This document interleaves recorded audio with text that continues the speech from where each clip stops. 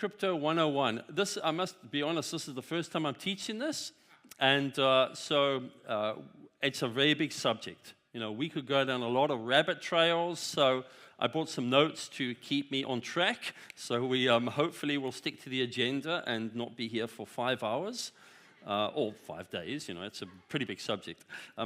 Just by a show of hands, how many here own cryptocurrency?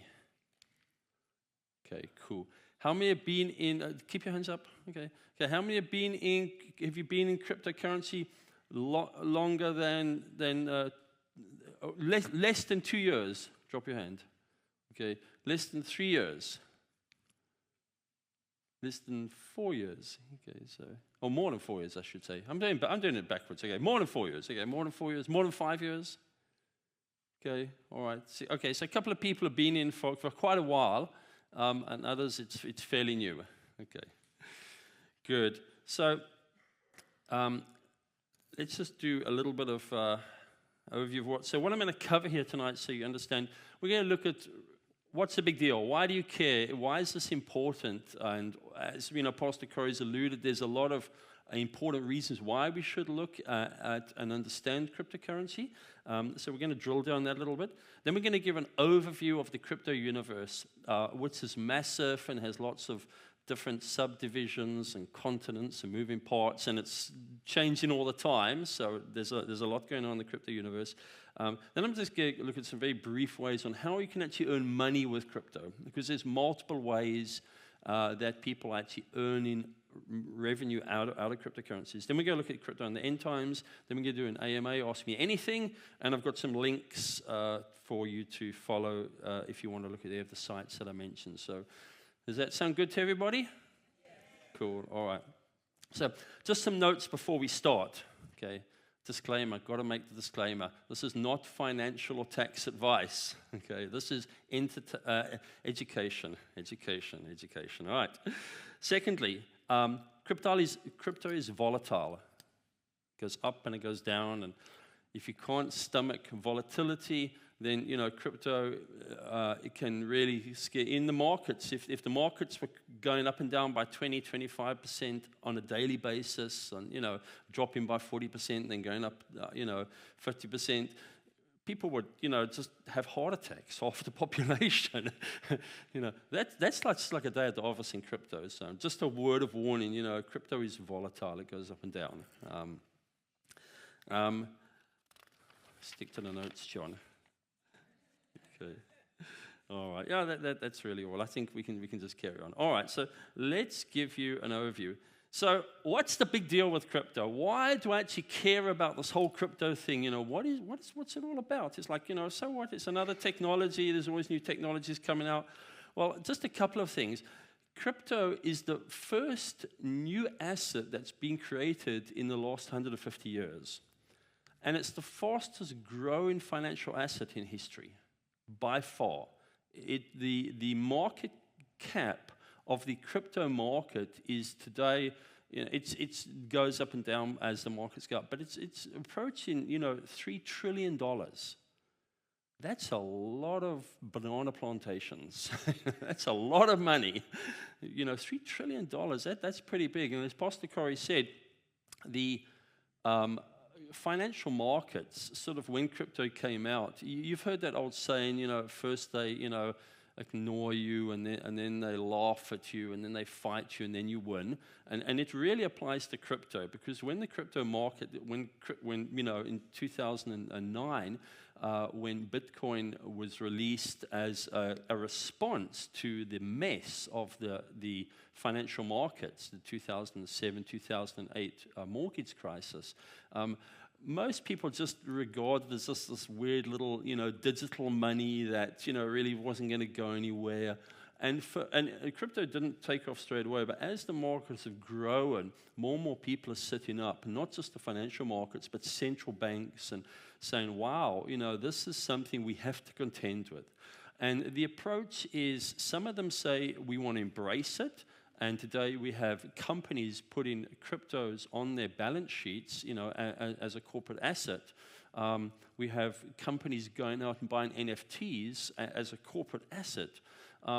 which is unheard of for some non-government issued private money. And then you have others who have taken the approach of, hey, we got to fight this. So you're seeing the regulation starting to come out. So we're going to get into that. So the crypto market is important for you to understand because it does a lot of things. Crypto, just a couple of the benefits, etc. The first one was, and I'm talking not about NFTs, I'm talking about crypto tokens, okay? There's a protection against running the printing press oversupply, so they have a fixed supply. Which means that they are a hedge against inflation. They can literally, like gold, there's a limited supply. There's a limited supply of most crypto tokens. So the market for them is never going to get bigger. Then, Bitcoin's not all of a sudden going to turn around, like the US dollar. We can just print the thing into oblivion. And that's what happens to most paper assets and monies. Crypto has a limited supply. So in the token economics, which is essentially the way most crypto tokens are written, there's a white paper. You can go and have a look at any of the projects and the cryptos, and they tell you what the maximum supply is. So that is the first thing. These are digital assets that are recognized as having a value, and there's a limited supply of them. So they can, you can know exactly how many there will be printed. They're very useful beyond, a lot of people just think, by the way, crypto is beyond just Bitcoin. If your imagination is, well, it's just Bitcoin and a few little altcoins, no, it's a lot more. There's a whole universe of different tokens that do different things on different blockchains, so we're going to talk about that.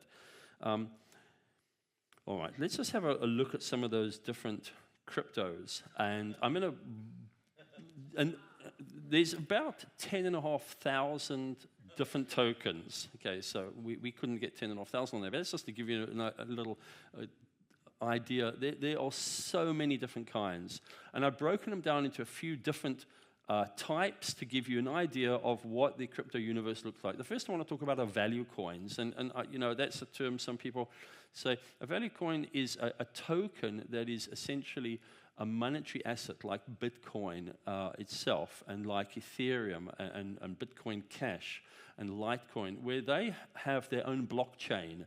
And a blockchain is literally the network that a crypto token runs on. And each blockchain has a token. And that token literally pays for the use of the technology on that blockchain. So those are value tokens, and they can be used to remit money, they can be used for payments, they can be used as a store of value, just as a dollar or a pound or a yen, a Bitcoin or a Litecoin or some other value token can be used to actually store value and to remit payments. And some countries, you're aware that El Salvador is the first country that has actually gone out and said, okay, Bitcoin is legal tender in our country. And the reason they did that was not only because they recognized that they wanted to have an asset of a currency that will be more stable than the US dollar, but they wanted to have a ability for people to remit money back. The remittance fees for money going back to El Salvador and to most countries in Central America from people sending back US dollars, they were losing 20-30% just on the remittance fees to Western Union, etc., which is criminal. So El Salvador said, we're just going to become part of, we're going to make Bitcoin actually legal tender in our country. And that, of course, freaked out the money changers. They're like, what do you mean? You can't do this? Because for the first time in a long time, here's a private currency that they can't control, that they can't manufacture, that is actually doing its own thing. And now other countries are saying, we're going to do the same thing. And it's generally not the big countries, they're speaking against it. So you see the International Monetary Fund getting a little bit upset about this, and the Bank of International Settlements, they really don't want this to happen at all, because it takes away the power from them and puts it in the hands of individual countries. Then we have privacy tokens. Privacy tokens are tokens that are anonymous. So if I have Monero or Zcash or Dash or one of these privacy tokens, and I want to pay Pastor Corey, that can't be tracked. I send money to his wallet, and there is, you have most we say blockchain is a distributed open ledger where the transactions can be tracked, but you don't know who the wallets belong to. But it's a sort of a pseudo-anonymous nature to most cryptocurrencies and blockchains. But with privacy tokens, there's anonymity. So you can actually pay somebody, you can remit the money, and nobody can drill in and see who sent that money to who. Now, there's benefits to that, but there's obviously, a downside as well. You might say, oh, the cyber criminals are going to use it. Yeah. So, criminals use cash 99.999% of the time. This is like a teeny, of course, that's one of the attacks that they're coming out. Well, all ransomware is being paid. No, it's not. Yes, a lot of ransomware attacks. So there's a way around that. Protect your network, and you don't have to pay the ransomware. And a lot of okay, we won't go down that rabbit hole, John. All right. Infrastructure tokens. So what are infrastructure tokens? Well, does anybody use cloud storage, private cloud storage? You store stuff up on Amazon Web Services or on Box or Dropbox or something. That's private cloud storage. So there is blockchain cloud storage. Well, not cloud storage. There's blockchain storage as well, where individuals are letting out their computing power and they're putting it on the blockchain to store blocks of data. And there's a whole system called IPFS, Interplanetary File System. And IPFS is essentially a competitor, a blockchain-based competitor to AWS. Instead of Amazon controlling everything centrally, it's decentralized storage, way more secure, way more cost-effective, and I think it's a better deal altogether.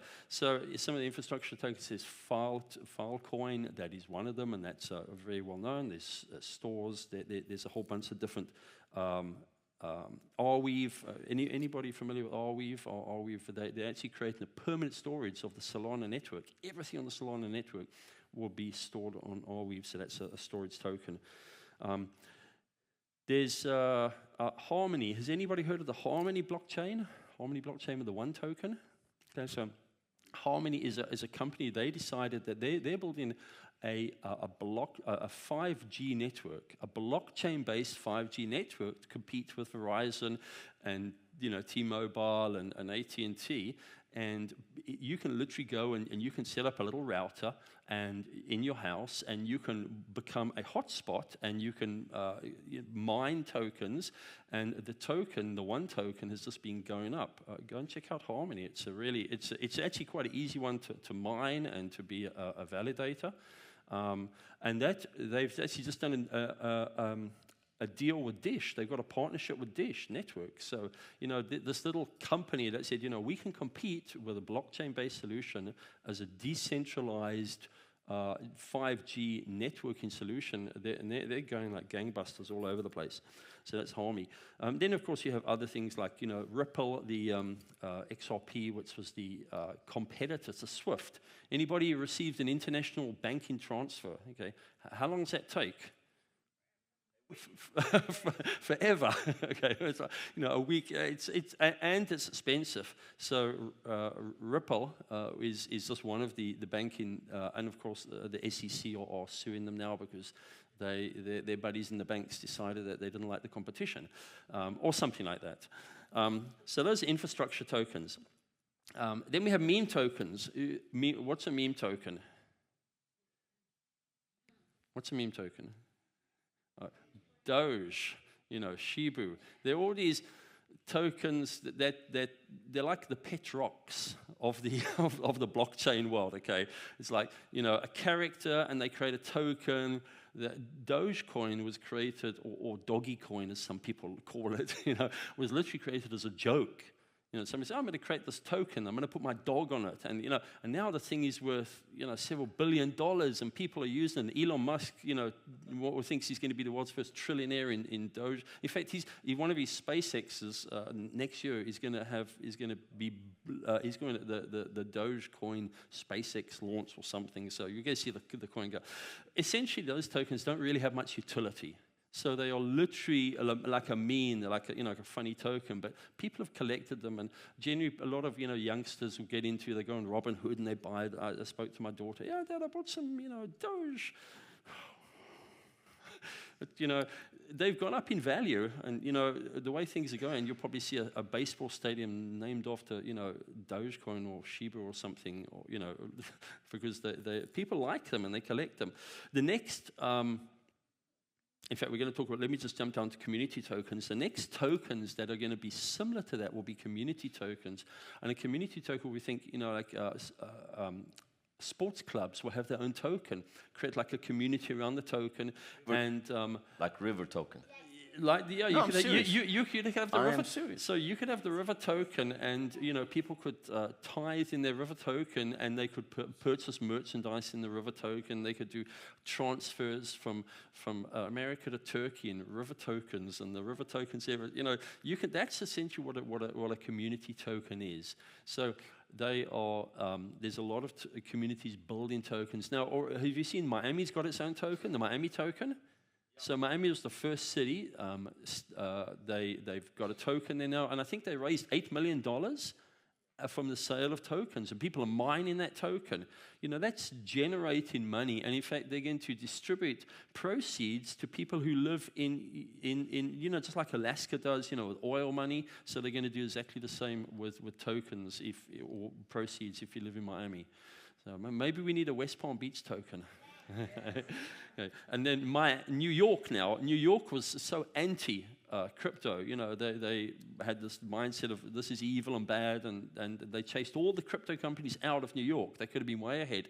Now they caught a wake up, and they're going to bring out the New York token. So you have to buy the NYC token, and it'll generate some revenue, provided they don't mess it up. And then you have stable coins. Does anybody know what a stable coin is? Okay, so the tokens are like we mentioned, all the tokens we mentioned so far are fluctuating value, supply and demand, and they go up and down. There's a need for a token that is tied to a stable value, like a US dollar, if you call US dollar stable, but a determined value. And so Tether was the first one, which is a US dollar linked stable coin, and there's USDC, and there's Gust, and there's a whole bunch of them. Some stable coins are linked to other assets, but they always have the similar value. So as you move from one exchange to another, or from one currency to another, people store money in stable coins. So those are just some of the tokens that are available, the kinds, and there's loads more. I mean, we've just literally covered, to give you an idea of the kinds of variability there is in the crypto universe. There are, as I said, about 10,500 individual tokens, and most of them have a utility. In other words, they're useful for something. And the easiest way to explain this, if you've got a friend or family member who says, I still don't get this, did you ever go in an arcade and you had to exchange your dollars to get tokens to put in the games, okay? And that's like working on a blockchain. You have to use the tokens that are on that blockchain. But then when you wanted to go to another arcade across town, you couldn't take those tokens and go and put them in the machines because they couldn't work. You had to go and, exchange them back into fiat cash, and then you had to go and buy some more tickets again, or whatever you did. I can't remember my misspent youth playing pinball, or whatever we used to feed into them. But those tokens for arcades, that's similar to tokens. That's a very simplistic view, and I know it doesn't cover all of the technicalities of crypto tokens, but that's the layman's version, if that makes sense. All right. Are you getting anything out of this? Good. All right. So just a very quick word about tokens. Before you rush off and you think, gee, John, this sounds great. I'm going to go out there, I'm going to open an account today, I'm going to chuck all of my money into tokens, I've got one word for you: security. Security, security, security. The thing when it comes to crypto is it is a decentralized asset. So that means if you lose it, you can't go down to the bank and say, hey, I want it back. This person stole it from me. They say, first of all, there's nobody to call. Okay, there's no one to call. So you are responsible for security. What does that mean? At the very basic, it means that you need to have whichever account you use, you better have a unique username and password for that account. And if you can, I would suggest a multi-factor authentication, 2FA. And I've got a link which somebody give it to. I use a product called Authy. It's on my phone, and I have all my accounts in there. Use that. You should be using that in any case for any financial account you have. If there's your banking, your brokerage account, your PayPal, use multi-factor authentication, because essentially what that means is if your username and password are compromised, and that happens all the time with these useless centralized IT companies. GoDaddy was just compromised over the weekend. I got a message, oh, we're so sorry to tell you that your account was stolen, and please change your username and password. If it's centralized, it can be hacked. And no matter how secure they try and make them, but if you've got a multi-factor authentication or two-factor authentication, that's another loud password, that can be added. So that's the first thing I want to say to you there. The second thing I'd suggest is a password manager. Anybody here using a password manager? Okay, LastPass, KeePass, etc. Every hand should have gone up. Okay, all right. Say after me, I will get a password manager. Okay, do you know what a password manager is? Okay, I'm just kidding. So a password manager is literally, think of a secure vault, and every single password you have for all of your hundreds of online accounts, it creates a unique password for every single one. You have to remember one password. That's the password, the secure one to get into the vault. Okay, so just go to LastPass. LastPass, okay, that's the easiest to remember. LastPass is free, download it, put it on your computer, put it on your phone, and set up. L-A-S-T. Last. Sorry, I am American, but that's not. I'm from Alabama. LastPass. LastPass. P-A-S-S. Okay. Yeah. So if you download, and then you use your multi-factor authentication to protect your LastPass. Okay, I'm serious. Security, guys, you got to think security, because there's so many scams and people who misconfigure their data, or they don't keep patches, and then they lose it, and then this crypto thing doesn't work. It's horrible. They're all scams. No, you were stupid. Sorry, you were not thinking.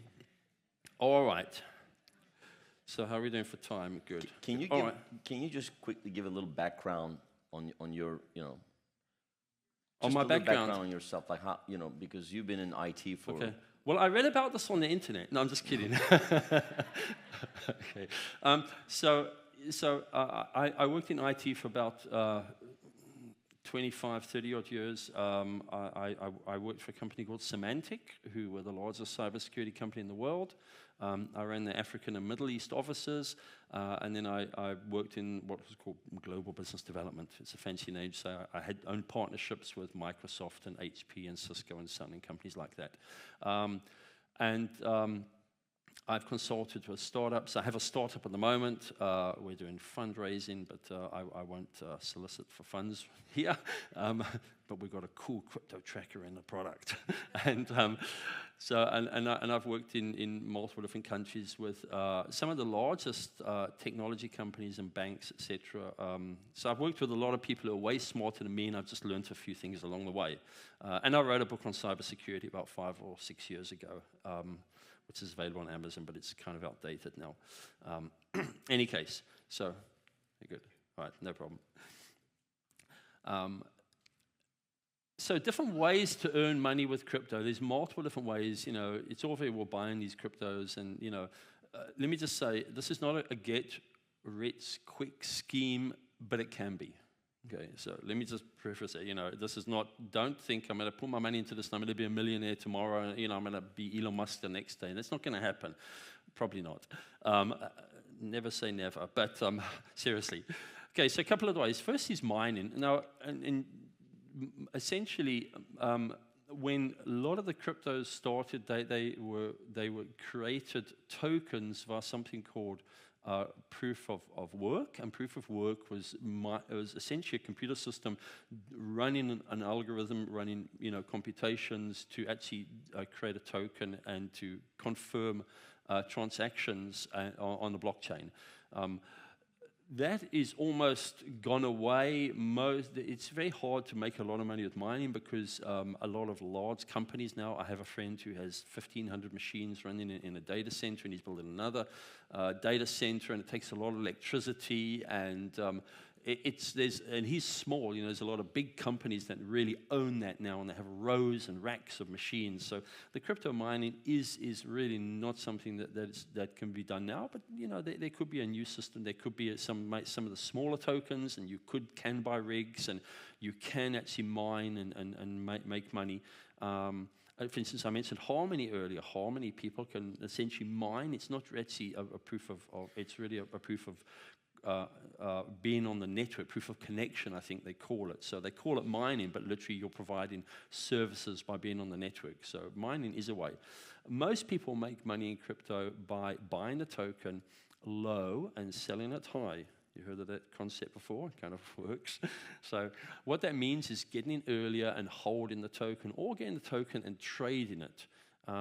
And again, there's loads of resources. I'm just trying to give you big high levels here, okay? So the problem, if you want to find tokens that are going to grow, there's a risk involved. So, and you generally can't go on one of the main exchanges in the US because those are only the top 100 tokens. You've got to go on a secondary exchange or a smaller exchange, or go on and be around when it actually first comes out. And you literally can see tokens that will grow 5,000-6,000% in a year or two.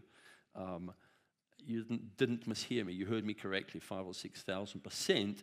But it's not a guaranteed thing. So you have to really understand and pray, and the Lord has to give you a vision and a dream, and then you could buy the token, okay? But if you do that, you can make money out of that. And there's some people who have made loads of money by literally just being in the right place at the right time. In fact, a lot of people with Bitcoin who now, we think they're so smart, a lot of them were lucky, quite honestly. They were there at the beginning, they bought at the right time, and they didn't sell when the markets went up and down, and they hung in there and the tokens grew, etc. You can trade with tokens as well, and literally, if you've traded stocks, you can trade tokens. It's exactly the same. Exact same applies. There's some platforms that have way better charts. You can automate. You can set up trading bots. My first foray into trading bots was disastrous, but Jason, it didn't work. But, all right. CeFi. CeFi is literally taking tokens and putting them on a platform like BlockFi, and I'm going to give you, there's a link on my website to BlockFi. BlockFi is essentially a crypto savings account. The difference is, rather than paying you 0% or whatever the ridiculous amount is they pay in the bank, if you put a stable coin in a CeFi platform, the current rate's around 9%, 8.5%, 9%, 9.5%, 10%. Which is not very much money, but it's a lot better than getting 1% or 0%, or and that's literally for buying tokens and dropping it actually in and leaving it in a savings account with compound interest. So there's multiple ones. There's Celsius. Celsius is an app you can download. It's a little bit more complicated, but BlockFi is an easy one, and I've got a link on the website to that. Just in terms of buying tokens, there's FTX, Coinbase. Coinbase is easy if people are starting, and I've got a link on the website to Coinbase. Just go on there, and if you buy on Coinbase, there's Coinbase, the regular, and there's Coinbase Pro, which is better for trading. So you open an account with Coinbase, use exactly the same username, password, and you go pro.coinbase.com, and you get into the Pro version, and you buy at a better rate, and it's cheaper. So the transaction fees are cheaper. Then there's the whole area of DeFi. DeFi is decentralized finance, and that is the whole world of lending your tokens to the exchange, providing liquidity to the exchange, yield farming, and some of the rates there average, it's fairly easy to earn 30, 40, 50% per annum APY on tokens, liquidity farming. Some of them are way higher than that. But And there's loads of videos. If you go on YouTube and you want to understand, but it's more of an advanced strategy, just type in liquidity farming and you will find all kinds of wild and woolly videos, but some of them are actually quite good. Then there's play to earn. Any of the youngsters here, gamers? Okay, gamers. Okay, sadly. Okay. So there's a lot of games that, in fact, games on blockchain are going like crazy, and all of those blockchains have their own tokens, and some of them are doing incredibly well. And then we're going to get into the whole area of NFTs, but we're not going to cover that tonight because we just don't have time. But play to earn, there are some people I was reading an article the other day, in these guys in the Philippines, that's their job. They play games and they're earning tokens, and they're making more money than they were in the cruddy job that, sitting in the factory or being, on the support line for a big American company. So you can actually earn a play to earn. It's a big growing, and I believe in the future you're seeing all the gaming companies getting into blockchain now, providing tokens. And if that's your thing, check it out. It's really a big area. The last one is go work for a crypto company. Crypto companies are hiring. If you're a developer, go look. I mean, these crypto companies, they are paying way more than most other businesses at the moment. And there's so many jobs. They can't get into good, marketing people. If you're in marketing, go work for a crypto company. Get paid in crypto. Yeah? If mostly tech and marketing, but those spaces. If you're a community manager, you understand building communities online. There's jobs, loads of them, and some of them are pretty good. All right. So we're going to take a slight change now and talk about crypto and end times. And Pastor Corey already covered on most of this. So it's going to be a repetition. But why is crypto important? Just as a technology, is it something that? First of all, I believe that the Great Reset didn't see crypto coming. I believe it's like, whoa, what on earth is that? Where did that come from? I believe that it blindsided the devil. And I believe that this is a scriptural, not scriptural, but I believe it, we need to be wise, as Pastor Corey said. Too many Christians are walking around with their head in the sand. And I've seen so many people speak out, this is not a system you should be involved in. Get out of crypto, it's evil, and it's the mark of the beast, and it's going to be the centralized system they use to track us. No, you don't understand the technology. It's exactly the opposite. The mark of the beast, as Pastor Corey said, has to be a system that gives positive identification and is linked to a payment system so it can control you. Now, we're not going to see that because we're going to be raptured out of here. However, a system like this doesn't get built overnight. And we can see, you can always see what is happening. And this is a confirmation that the time is very close. We are very close to the Lord's return because the system has been put into place, and the Antichrist spirit is trying to manifest through the CBDCs, the central bank digital currencies, that I'll tell you about in a minute. Just in terms of, I just put a little explanation here on Revelation, where we talks about, no one will have the power to buy or sell unless he wears, and this is from Amplified Bible, unless he bears the mark or the inscription or the stamp. That is the name of the beast or the number of his name. And so this is the way I see it working, okay? The name of the beast would be the alphanumeric text. In other words, like a tattoo with a chip that you use as a biometric identification. Why do you need a biometric? Because all systems eventually end up getting hacked because people are not good at keeping their most you can't even remember your username and passwords. Okay, even if you use a LastPass or something, people just can't. So and they use the same username and password across everything. That's why hackers find it so easy. They get one and they just go to try and They hack Netflix or something. I'm not picking on Netflix, okay? If there's anyone from Netflix, I'm just, a central system. And they take that username and password list, and then they go to Apple, and then they go to Amazon, and they type in the same ones, and they're in. Then they go and sell them on the dark web. So that's what criminals do. So the way to stop that is by linking in a biometric. So from a security point of view, it's not a bad system, okay? But it's going to be used for evil. Or there will be a binary number. So what I've done there, that's literally my name, John Berry, in alphanumeric, and that's what it would look like in binary, zeros and ones, etc. So you could have or you could have a QR code, etc. So it'll be a system that will be used to provide positive identification, and you won't be able to actually purchase without having that mark. The Great Reset wanted to cause people and cause us to the economies to constrict and users to become more reliant upon central banks and government handouts. And they intended to bring out a system similar to crypto. The problem is private individuals bought out Bitcoin before they got to it. And so now they're trying to fight it. Anybody know who this guy is? Klaus Schwab, Dr. Evil. He literally wrote the book, The Great Reset. And he's the one who thinks, oh yeah, in a few years' time, you'll own nothing. You're going to all be vegetarian. That's not a bad thing, by the way. But you should have a choice, and you'll be happy about it.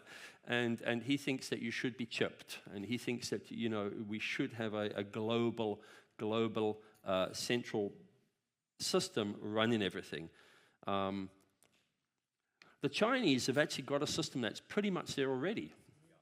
The Chinese system is pretty much there. And just to give you an idea of the Chinese system, it consists of 3 parts. And the first is they have CCTV cameras all over the place.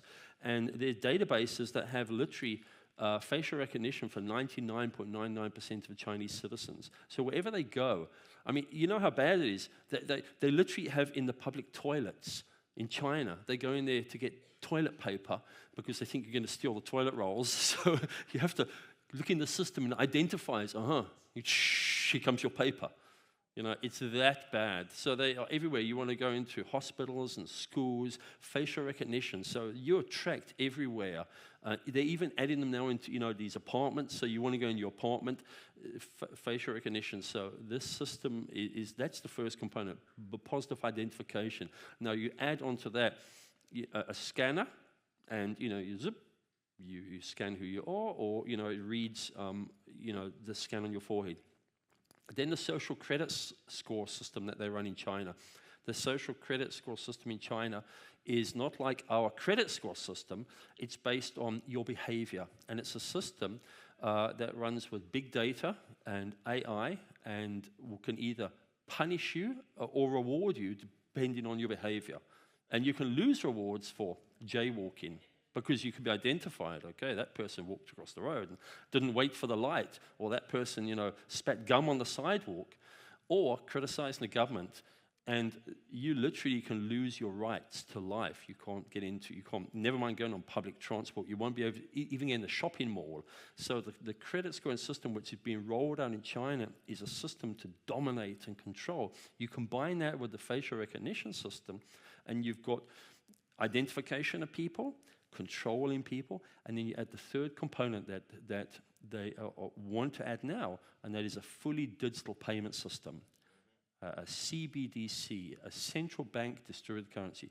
So China banned cryptocurrencies, private cryptocurrencies, because they don't want the competition, because they realize, hey, if people have got blockchain and they've got access to the crypto universe, our whole system, we can't stop them. They can still go and send money, remit money, and buy and sell without and cut out. So they've banned the whole private ownership, and then they banned mining, and then they literally, if you live in China, you're not allowed to own or transact any private cryptocurrency. You have to use the Chinese central bank digital currency. So that is literally been, all of these 3 systems have been, this takes, as I said, a system like this takes years to develop and implement and run pilots and then roll it out. But this is all coming together in China. And the CBDC, their digital currency, is built on a blockchain technology, is being implemented as we speak. So a lot of people say, well, wow, that's great, no, I just get paid in that, central bank, it's a blockchain. No, it's not a blockchain, that private. The difference is it's centralized versus decentralized. It's government controlled with programs written into it. If it's programmable, they can blacklist you. They can literally cut you off and do exactly what we read in the book of Revelation. You won't be able to buy or to sell, and this is the mechanism that will enforce that payment. So at the moment, 90% of the countries around the world are looking at similar banking systems. We want to implement. The Fed are investigating a CBDC. And in Britain, the Bank of England said, well, when we have our CBDC, can we program into it so we can actually control what people buy? So if the bank determines that, I'm sorry, Pastor Vincent, you bought too many hamburgers and we don't want you eating meat because of climate change, so no more for you. It's like, we can have one a month. Do you really want the government controlling, not only knowing how much money you have, but controlling what you spend your money on? That's what a central bank distributed digital currency is going to do. And that is the competitor that the Antichrist system, the New World Order, have been working towards to bring out. And all of a sudden, boom, private finance system they can't control in terms of Bitcoin landed on the scene and now is going to be a competitor to them. This is what they didn't see coming. This chart, and it's not very spectacular because it's stretched out, but this is the growth of Bitcoin and it only goes back to 2014, but the value of very little, the market cap, right the way up to $1.2 trillion, and literally growing. This is just Bitcoin. Now you've got multiple other altcoins, or altcoin means alternative to Bitcoin, like Ethereum and Solana and Cardano that are following a similar trajectory. So this was something that they could ignore, but now is seen as a competitor to CBDCs. So now we're seeing the backlash. Now we're seeing the New World Order through its central banks and all its front people coming out and complaining. We're seeing all the attacks on crypto. So what are the attacks? First of all, Bitcoin is bad for the environment. Oh, it's terrible, terrible. We've got to protect the environment because it generates electricity. Do you drive a car? Honestly, it's like the small amount, oh yeah, it's using so much electricity. Well, so does the printing press, so does anything else you run. Everything generates electricity. It's not a big deal. And so to deflect and get around from this baseless attack, the crypto industry said, okay, we'll just use alternative energy. My friend who has his mining center, he has a waterfall on his property, and he draws electricity from there. So, and a lot of the people are innovative. And to just say we're going to throw away this technology because it's bad for the environment, that was the reason that Elon Musk decided to say, okay, we're going to set Bitcoin to pay for Teslas, and then he changed his mind because he was sold through activist friends that we've got to protect the environment. Now he's realizing that was a bit of flaky advice, and he's turning around again because most blockchains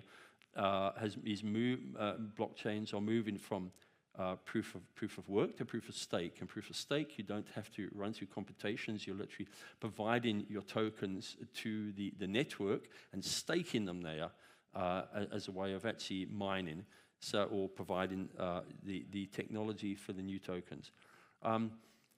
Bitcoin money laundering, but that's another big one. You hear a lot of people attacking, well, this is terrible technology because it's used for money laundering. You see articles popping up in the press. It's a coordinated attack by the centralists to use anything they can. That's ridiculous. I said, criminals, 99.999% of criminal activity uses good old dollars.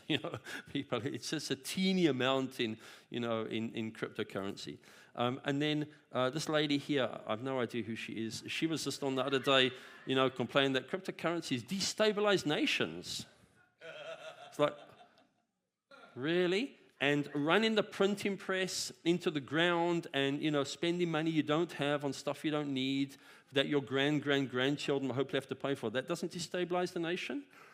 So, yeah, that's just the kind of thing that you're seeing at the moment. So what about here in the US? So the Fed, as Pastor Crow was saying, who are not federal and have no reserves, they are investigating a CBDC, and they want to implement a pilot project. And their whole idea is that anybody who receives any form of government benefits will be paid in central bank digital currency, which they will tell you it's the same as Bitcoin. And they will ban cash. So cash goes out the system. And this will be this is the goal of the New World Order, to have these central currencies in every country. The problem with these central currencies are that they can track every transaction. So forget banking privacy. Imagine the government knowing exactly every dollar you spend. And then, with the programmability through smart contracts, they can actually stop you from spending money on stuff they don't agree with. So you want to put money in your car, to fill up your tank with gas because you haven't bought a Tesla yet, or whatever, And they say, no, you can have $100 for that for the month, and you have to go and get an Uber or something. I mean, that's the kind of thing I'm not joking, that is what will happen. So they will take whatever is in, their crazy minds and really enforce that behavior on you through a banking system that'll stop you, and that'll stop you actually doing anything that is outside of accepted behavior. Okay? And that's before they bring in, it will introduce a social credit system in America, which, I'm sure that the crazies have thought of. Sorry, I'm not allowed to say stuff like that, but it's true. The truth will set you free. Okay.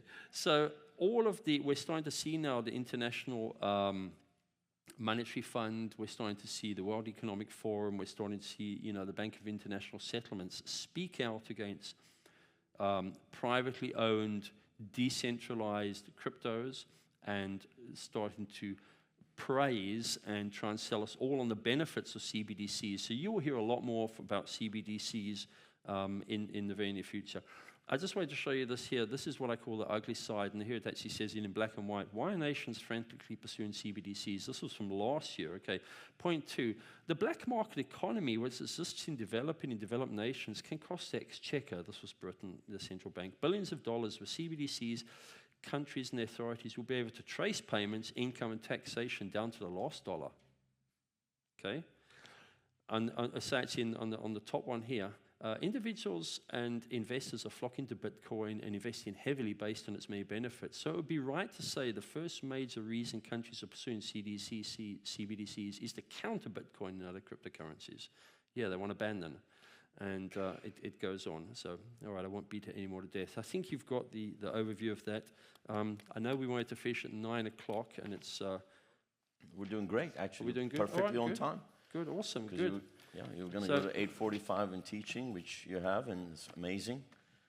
It's awesome. Awesome. Right? Oh, thank you. So now we want to be able to take... if you can unmute the blue mic for me, we want to be able to take some questions. But do we have any written questions? Has anyone written questions? So if we can collect those, Izzy would just collect those written questions, and then I'll have Brother John look at them, because sure. I want him to be able to pick and choose which one he will address, because with limited time we have, I think he wants to probably address the most important ones that would really benefit everybody. And so let's just do it that way. I think that would be the best way to do it. Cool. But just in case, we'll still keep the mic here, but I think it's better to not pass the mic around, but just to keep it short, take the written questions. Okay. That keeps us from having somebody speak into the mic and just spend time to explain the question, and it's just better to read through them. Give me 1 second. So let me answer this one. What happens when the Fed's elites pass laws like China outlawing cryptocurrency? Do we lose our money, correct? No, not necessarily. And I don't believe that we will lose our money. So this is the way I see it panning out. Some of the wealthiest individuals in our country have spent a huge amount of money in cryptocurrencies. They see it as a hedge against inflation. You know, they're not stupid. They see that the dollar is in for a rough ride because you can't keep on printing money into oblivion. And with the limited supply, Bitcoin is a hedge. It's literally like digital gold, and it's been called that. So many pension funds have invested into cryptocurrencies. You know, private equity firms. It's huge. In fact, as Apostle Corey said earlier, many listed companies have put crypto onto their balance sheets. So they can't just lose all that. I believe there will be a time period when both coexist. And they will try and regulate. So the SEC want to regulate stable coins, and they're passing legislation in the infrastructure bill to regulate cryptos. But one of the areas they can't regulate is DeFi, you know, decentralized finance, because you don't know who the counterparty is you're buying from, and there is no KYC on DeFi exchanges. So they're not going to ban them.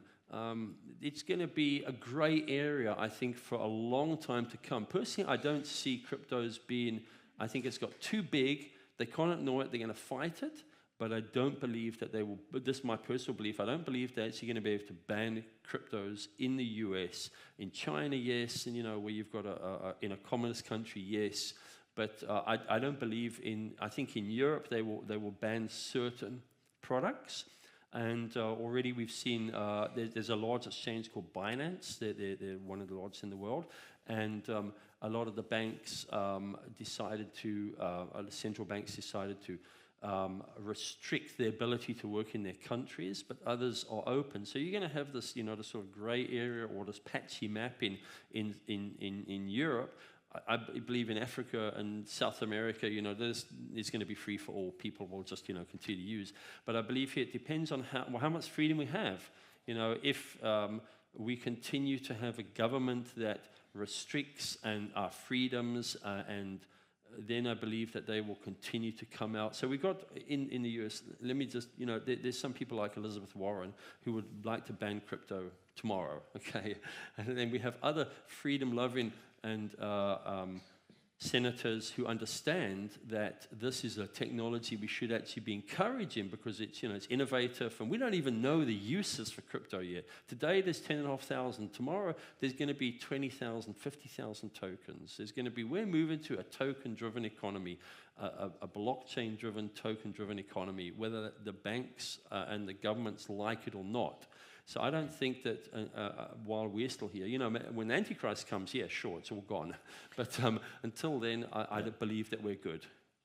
Even in Revelation 13, I see a parallel economy, because those who will not take the mark or worship the image will be basically executed. And so what that means is there's still going to be a parallel economy. Globally, absolutely. And they're going to try to find those people and kill them, because obviously it will be criminalized at that time to use any kind of decentralized cryptocurrencies. You'll have to use the only global cryptocurrency or the digital currency. But even then, people are going to be, just like people are going to be still getting saved, there's going to be an underground church in the tribulation period. There's also going to be an underground finance. There's going to be underground everything. Not everybody's going to bow their knee. Not everybody's going to bow their knee. That's why people are going to be killed for not bowing their knee. So somebody asked, what stops the government from shutting crypto down? Simple answer, they can't. They can't. It's impossible. You can't shut. There is no off switch. Okay, it's decentralized. They can ban it. Then people just use VPNs, you know, virtual private networks, tunnel through the network to get to. And it's so even in China, where crypto has been banned 5 or 6 times, they kept on banning it, and they still use it. People still use it. You know, they go to an exchange offshore or a small exchange where they don't have to do KYC. I mean, YouTube was banned in Turkey for 3 years. Everybody was watching YouTube. And that's a centralized system. You know, this is decentralized. It's just all over the place. So you can't close crypto. That's the beauty of it. That's why I say, you know, the Great Reset. It's like the devil's gone.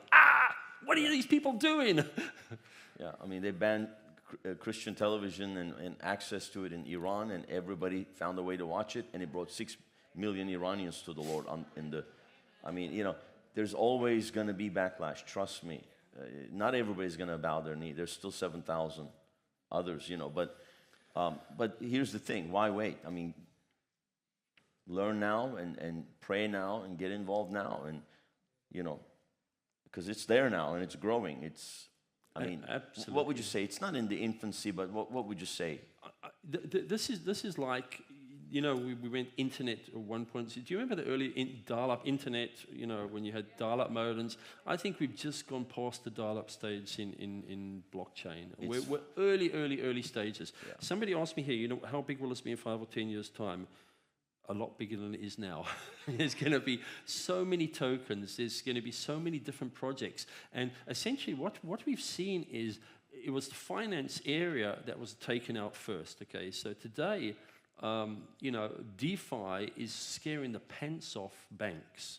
If you work in the banking industry and you don't know you've got a problem, you have a problem. You know, billions of dollars have flowed out of banks into DeFi projects worldwide, billions, and it's just increasing, okay? Yeah, and with the whole smart currencies now, it's going to change even more.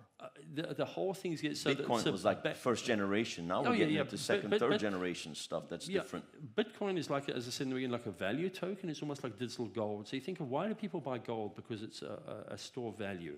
You know, you don't get onto the store and buy a loaf of bread and, you know, slice off a piece of your gold and, you know, take it back, because that's not what it's there for. But you can remit, you know, it can be used. Look, people are storing money in Bitcoin as an alternative to gold. But Ethereum and Solana and AVAX and, you know, and Phantom and all the other blockchains that have a value token and have smart contracts. Smart contracts actually allow, it's fully programmable money. And the amount, for instance, in my startup, we're looking at automatic transfer of assets at end of life. Bypass inheritance. The lawyers. Bypassing. Well, we're working with the lawyers. We've got to be legal, but we're looking at, you know, where people have been named beneficiaries, etc. But so it's cutting out the middlemen, and it's, you know, Bill Gates came up with the saying years ago. He spoke about frictionless commerce.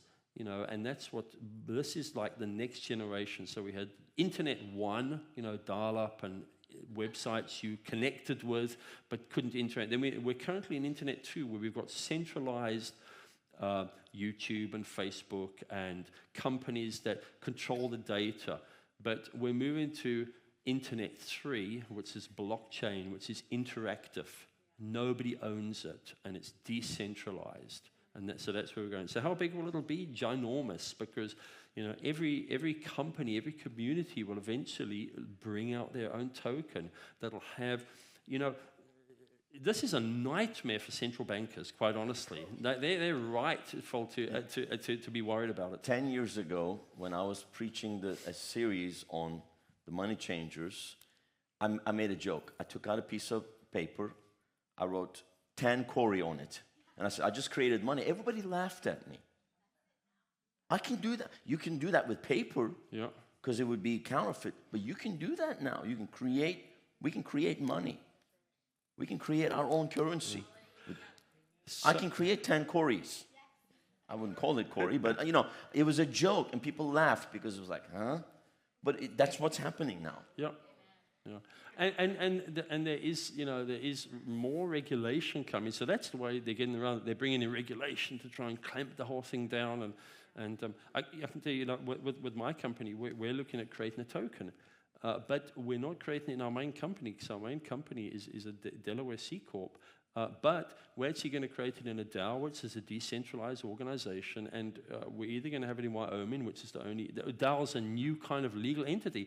Or if we can't do it there, you know, we spoke to the lawyers, we said, oh, we'll just go put it in Malta, or, you know, somewhere else. And, you know, so it's outside the US. You know, quite honestly, the IRS or the SEC can go and pound sand if they think they're going to stop us. We're going to do this, and there's thousands of companies around the world doing the same thing. So, all right. I think we've got time for we've got one more. You good? Yeah. Okay. So somebody asked. We'll go as far as they want to go. This is a really good question. Can crypto be reversed back to cash? And where can I shop with it or use it for everyday living? Okay, so what they're asking about here is a fiat off and on ramp. So just like, you know, when you get on the freeway system, you got to go on the on ramp. So in crypto, you have a fiat money, not a fiat car, a fiat cash money on ramp. And that's where you can convert to, use your credit card or link to your bank account. And so most of the major exchanges have fiat on ramps, so you can buy crypto. So if you go to Coinbase, and I've got the link, which can I just show them on the next one here? There we go. So if you just go on my website there, johnbearministries.com/crypto, there's a link to Coinbase and to BlockFi and to CoinGecko, which if you want to understand, it's like CoinMarketCap, all the cryptos that are out there, and I've got some other resources up there. Just links. I quickly threw it up this afternoon. I thought, let me so you don't have to write these down. But basically, Coinbase has got it's a crypto on and off ramp. So you go on there, you put a couple of $1,000 on there, and you go out and you buy a variety of tokens. And, down the line, you decide you want to sell them, you can just sell them back there, and you can remit the money back to your bank. You don't have to leave the tokens on there. You can take them off onto another exchange, or, move them to a DeFi system, or you can go and put them into a CeFi and invest them and at least earn some money on your tokens. Or you can then go and if you want to go to some of these games I mentioned earlier, most of the games don't have fiat on-ramps, so you can't go there with your credit card. They don't have that facility. So you have to buy something like Ethereum, and then with the Ethereum, you convert it into the token to play that game. And then most of the exchanges that take place on exchanges are from crypto token to crypto token, so they're not from US dollars to crypto token. That's not a pairing. So you can go and buy literally and this is just a guess, okay, wild ass guess, 10,500 tokens. I would say probably about 100 of them you can actually buy with dollars. Okay, the others you have to buy with a stable coin, or you have to buy with. You can buy them all mostly with Ethereum, or Litecoin, or Bitcoin, if you want to, etc. So that's how you get money into and out of. Can you use it for everyday living? There are a lot of companies now that have a BitPay payment gateway that will allow you to purchase with crypto.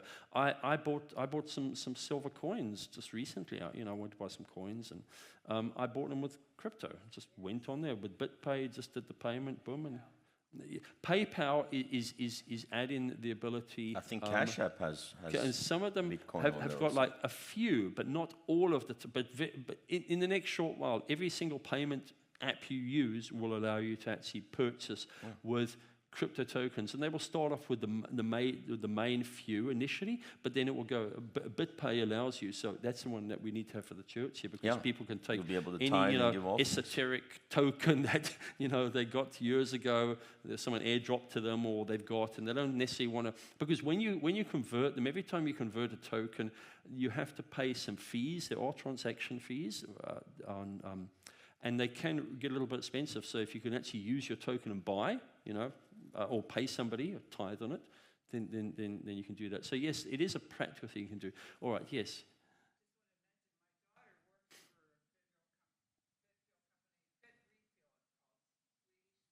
Right.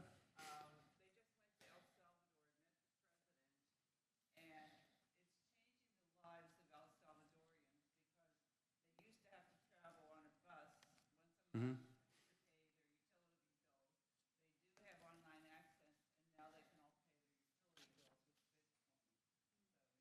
There you go. Yeah, I mean, it's going to improve a lot of people. I didn't look at all of them. No, I just ran through quickly. I grabbed a couple out.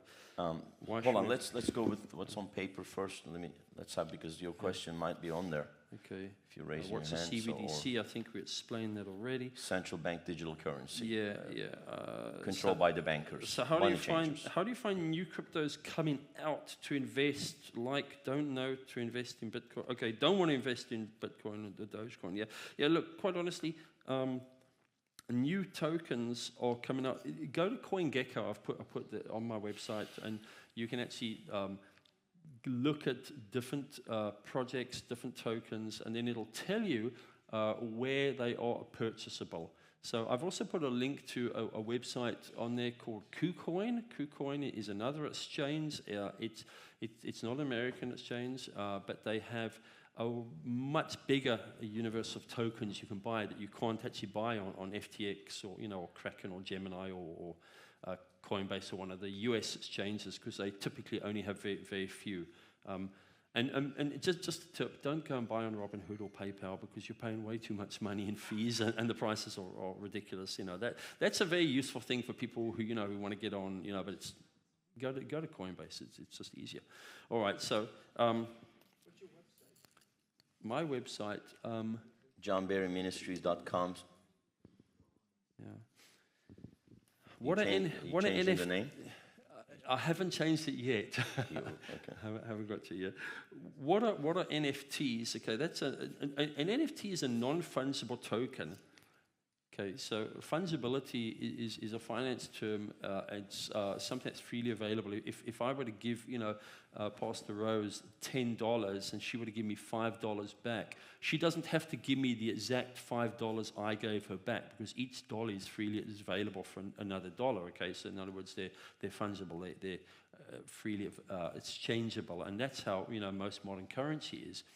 And most tokens are like that. So if I were to send money to Jason and send him some Bitcoin, and then later on he were to send it back to me, it doesn't have to be the exact same Bitcoin. It could be any Bitcoin, because they're all freely available.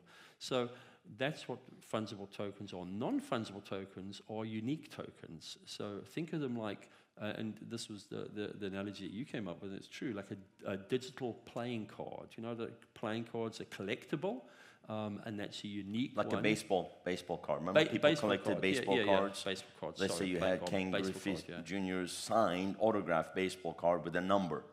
There's only one. Yeah. So there's only one. An NFT is a unique token that's tied to an asset, and it can actually have a smart contract built into it. It's like a new collectibles market. It's a collectible market, yes. And people are creating weirdest things.